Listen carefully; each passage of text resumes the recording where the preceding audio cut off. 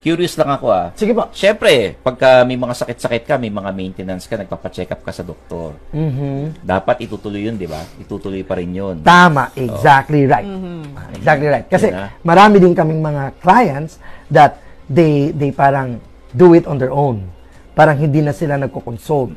They just say na with so much that has been given to them na information because they really wanted to get the stem cell na mahal dati. Ngayon parang andali na lang. So parang, sige, inom tayo. Then they remove their medications. No. It's a no. To me po and to us, we would like to address this one to everybody who feels like they are very hopeful right now. Parang, ang ganda ng balita na yan, Doc Jo. Excited. Huwag po masyadong excited. You cannot remove your maintenance. However, there is this what we call progress po niyan.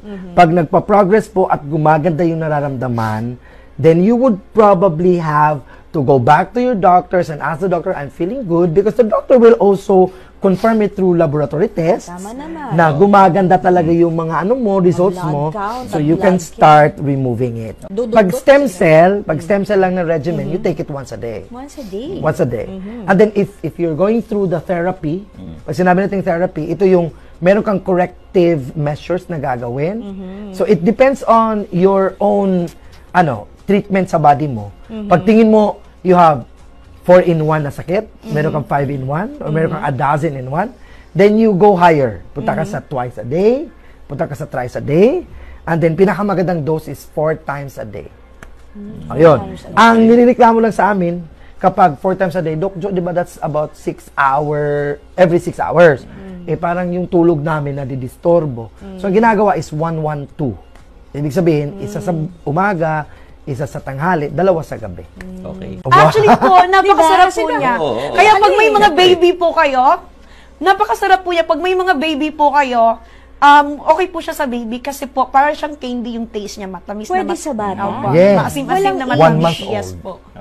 1 month old, nilanamnam lang nila. Lagyan mo sa kutsara. Sobrang sarap po. Lagyan mo ng drops ng water lang, and then ipaganon mo sa Okay, baby. so kunwari, Yung congested dito sa baby, yung ubo, nako, hindi na kailangan gumamit ng mga nebulizer, whatever. Only this one. Like, the cases of dengue, pinapaakyat niya in less than 2 hours yung platelet count. Ang bilis po niya sa ganun. okay That's the best thing about it. Now, you have to understand, the human stem cell and the animal stem cell, they're actually used either injection or IV. And then yung bagong mga manufactured na mga deer placenta, capsule yun. So the travel time from the mouth going to here will take time, and then the what we call the assimilation there. Tama yun. It's around 15 minutes to 30 minutes at the maximum, no? But in this type of preparation na naka-powder siya, when you put it under your tongue kasi has a lot of mga blood capillaries already. So once nag-interact siya dun sa saliva, na-absorb siya automatically. So, less than 5 minutes is already in the bloodstream. So, yung kanyang travel time, nalilesen niya. So, the effectiveness or efficacy of the product is, parang ang term instant. Nararamdaman ka agad ng mga pasyente. I mean, while coming here, traffic din kami. Pagdating, tumawag sa akin yung client ko dun sa Bukidnon. Ang sabi, kasi nagda-dialysis na yun siya And then, yung namamaga sa Stanley dito, at then hindi nakakaihi. Sabi talaga sa akin on the phone, if only I were able to record it, mapapakinggan natin yung sinabi talaga ng pasyente na, Doc Jo, when you're coming back on October 26, I'll be doing a lecture there. And then sabi, is it okay that I'm going to share my own testimony? Because nakaihi na ako, lumiit na yung mga paa ko. At yung pinakagrabe na sinabi niya, yung blurred talaga yung vision. Nakainom lang siya ng 3 weeks. Talagang nakikita niya yung klarong-klaro yung tao. So parang sabi ko sa sarili ko, the name itself ng brand is Miracell Plus. Parang malapit siya sa miracle. Parang ganun siya.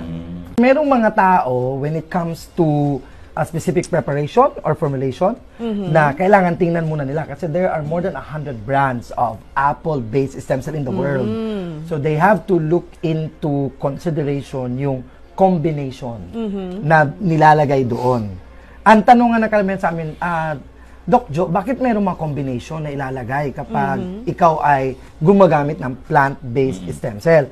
Dahil po, ang isang stem cell ng plant cannot survive without nutritionals or nutrients na kanilang mai-intake. Kaya there are these specific formulations that are available in the market, but then you have to really ask the experts so that they will tell you which one is better than the other.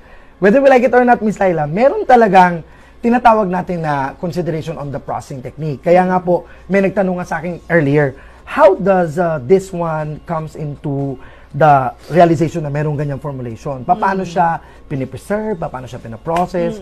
This is so intricate, so complex. That is why it needs so much of the advanced technology. And we are so proud to inform all of you that this time, after 10 years, this specific supplier in Switzerland was able to, let us say, master it. Hindi pa natin sabihin na perfect na nila, pero na-master na po nila. At ngayon, lumalabas na siya sa market. And it has been widespread, about 87 countries already around the world, na gumagamit ng mga Apple stem cell based product na ito. Okay. We need to go to the, talaga, yung specific amount. Yeah. And the suggested retail price is 6,000 per box. Yeah. Ilan naman lalaman 24 That is sachets po yun. 24 sachet sa Sachet. Hindi siya capsule? Hindi po. Oh. It's a powder base po siya. Ilalagay lang po siya sa ilalim ng dila po. That's the route of sakit sa puso, administration. di ba? Parang ganun na. Tsaka napaka-fast po yung absorption po niya. Kaya po nagustuhan ko po siya nung nalaman ko po itong products na to. Kasi nakita ko po, hindi po siya capsule. 3, di ba, yung source ng stem cell. Of course, pag human stem cell, hindi po namin afford. Million. Yes po. And At second pupunta ka po pa ng is, Switzerland. opo, and second po is, of course, animal stem cell. Sobrang, hindi ko din po talaga siya afford. And then second po, nung nakilala ko po yung apple stem cell kasi, di ba, an apple a day keeps your doctors away. So, this kind of apple stem cell po is tinatawag po niyang Utwilers Patlaber, yung sinabi ni Doc Jojo kanina. So, and then po, nung nakita ko po siya, nakakabata, nakakahaba ng buhay, nakakaganda po siya. For the beauty, for the health, and for longevity po yung products na. Afford. Ang kagandahan po, affordable po siya para po sa lahat. May sakit, walang sakit, pwede po gumamit ng products po natin. And then po, Pwede na. Gano'n po bang, So, ito paano po siya. gamit niyan? Kasi iba, 2 beses ang araw. kaya po, actually po, wala po siyang rejections, wala po siyang side effect, wala po siyang overdose. Nakadepende po sa budget po natin. We have a certificate of product registration, we have license to operate, and then the good news is, the one that we are actually bringing is approved by NAFDAC. NAFDAC stands for National Agency for Food and Drugs Administration and Control, which is composed of 51 countries. So, bago isasalang yung produkto, naka-signature na po yung 51 countries. So, yung ating brand, wala po siya doon nakalagay na no approved therapeutic claim. Bakit? Stem cell kasi category eh. Yes. So, pag stem cell, hindi nila kayang ilagay sa food ba yan? Hindi naman pagkain si stem cell eh.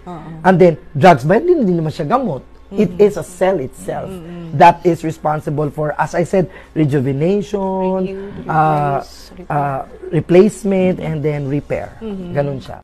So, ayan po, mag-2 years na po, this coming, May.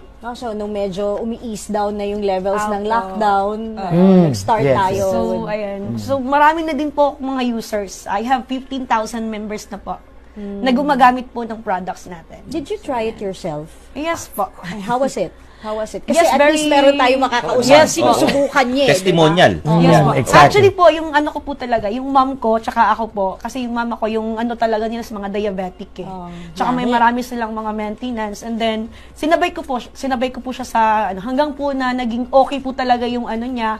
Last month nga, pina-check up ko yung mother ko eh. Sabi sa, okay naman, wala namang pong normal naman po talaga lahat. Yung lahat ng risotto. Opo. Tsaka, ayun, yung mga products din po, shinare ko po dun sa mga kaibigan ko, kakilala ko. And then, ayan po, nagpapasalamat po sila sa akin kasi po, natulungan po talaga sila sa products.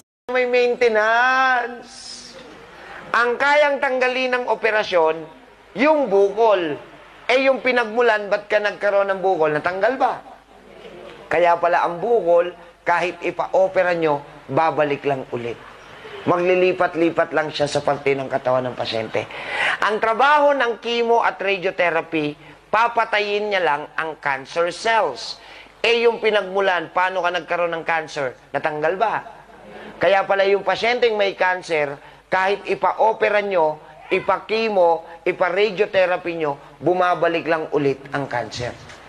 So kung may kakilala kayo may bukol, sabihin nyo, wag ipagagalaw, wag ipapabiopsy. Yung mga may nag-i-insulin, ano trabaho ng insulin?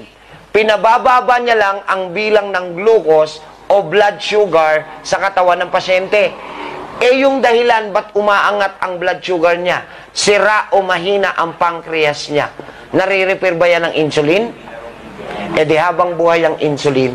Ang trabaho ng dialysis, pinabababa niya lang ang bilang ng creatinine. Ano yung creatinine, Dok? Lason na nakahalo sa dugo. Eh yung dahilan ba't tumataas ang krea? Sira o mahina ang kidney niya. Mare-repair ba ng dialysis? Eh di habang buhay din ng dialysis. Eto na, tapos na. Tingin. Ano trabaho ni doktor? Sino talaga ang gagawa? Sarili. Ano ang dapat nyong gawin sa puno? Tanggalin ang ugat. Pag natanggal ang ugat, kamusta puno? Patay. Kamusta pasyente? Pag natanggal ang ugat, yung puno, patay. Yung pasyente, buhay. May sakit pa, wala na.